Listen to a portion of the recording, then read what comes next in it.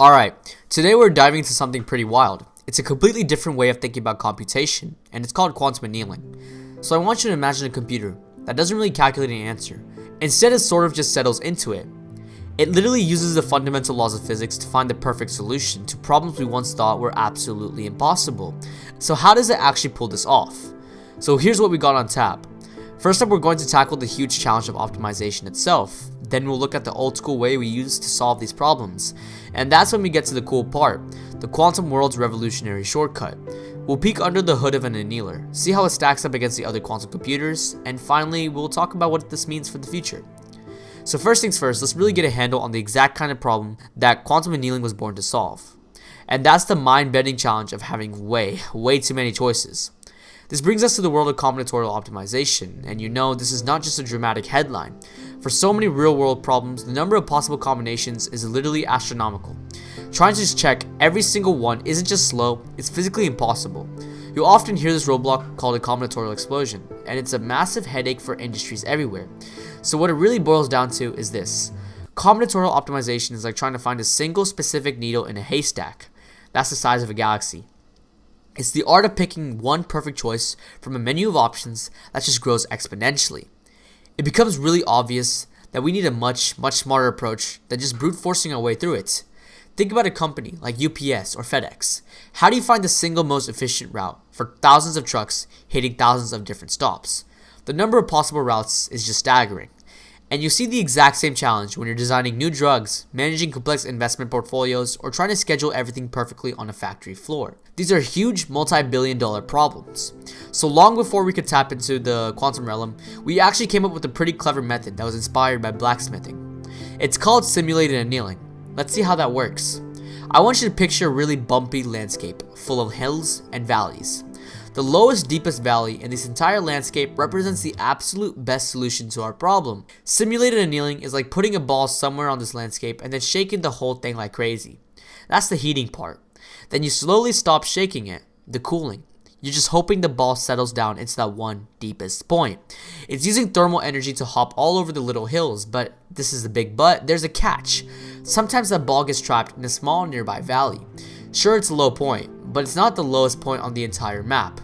This is what's called a local minimum, and it's the biggest Achilles heel of the classical approach.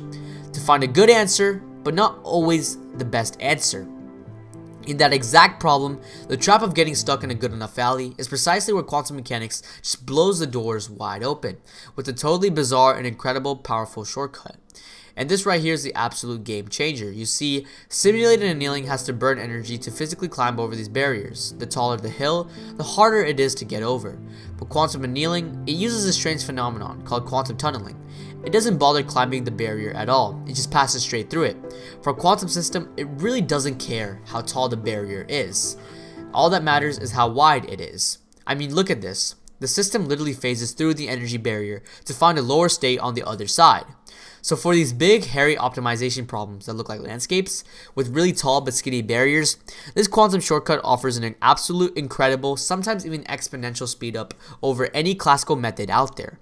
So tunneling is a secret method, but how do you actually build a machine that does this on command? Well, the entire process is built on one of the most fundamental principles in all of physics. It all hinges on this amazing principle called the adiabatic theorem. Think about it like this. Imagine you're carrying a very full cup of coffee. If you move really slowly and smoothly, the coffee doesn't spill. But in the quantum world, it's kind of the same idea. If you start the system in its simplest, lowest energy state, its ground state, then you will slowly, carefully change all the rules of its environment.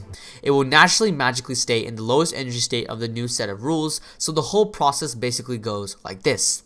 Step 1, at time 0, we get all of our qubits and put them in a super simple known ground state. Think of it like a perfectly blank canvas. Step 2, we then slowly, gently begin to fade in the complexity of our actual problem.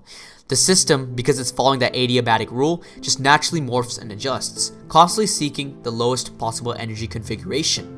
And finally, step 3, we turn off that simple starting state completely, and what's left behind is just the system resting in the ground state of our problem, which is the optimal solution what we're looking for.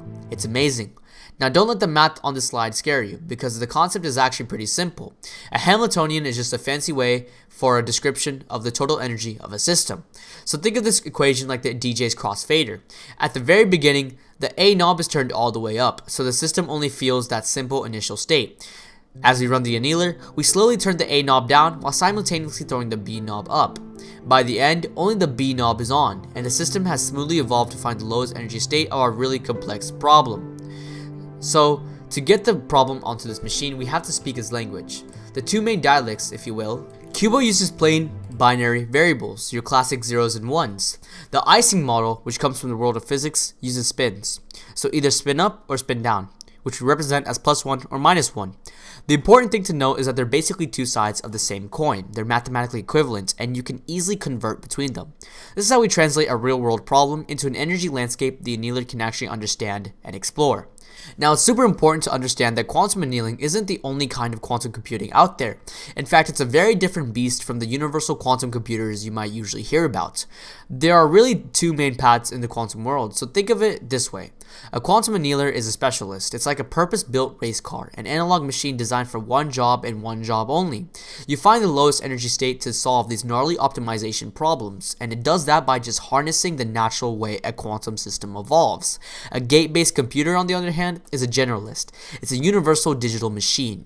It can, in theory, run any quantum algorithm you throw at it by executing a very precise sequence of operations we call a quantum circuit. And this specialization has allowed annealers to get a huge head start in one key area, and that's scale.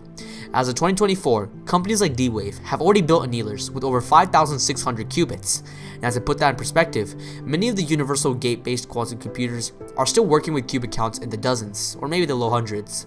This massive difference in scale gives annealers a really significant advantage right now for the specific kinds of problems they were built to solve. So let's zoom out.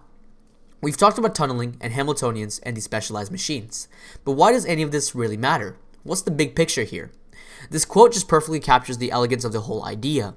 See, quantum annealing isn't about forcing an answer with a bunch of complicated logic gates. It's about encoding a problem into the very laws of physics, and then just letting the universe do the heavy lifting. We are literally leveraging a natural tendency of the cosmos to perform an unbelievably complex computation for us. It's just beautiful. So if you remember a few things from all of this, let it be these. Quantum annealing is a highly specialized tool, custom built for optimization. It's got a secret weapon, quantum tunneling, that lets it pass through the problems instead of climbing over them. We teach it the problem by creating something called an energy landscape, and from there, the annealer does what quantum systems do best. It just naturally finds the lowest possible energy point, which for us happens to be the best possible answer. And that leaves us with this incredible, tantalizing question for the future. As these machines get more and more powerful, you have to wonder, what monumental challenges, what previously unsolvable problems in medicine, finance, and logistics, problems we've been stuck on for decades, are we going to conquer for the very first time? The future of optimization is arriving, one quantum shortcut at a time. Thanks for diving in with us, and I hope you all have a great day. This was Quantlock.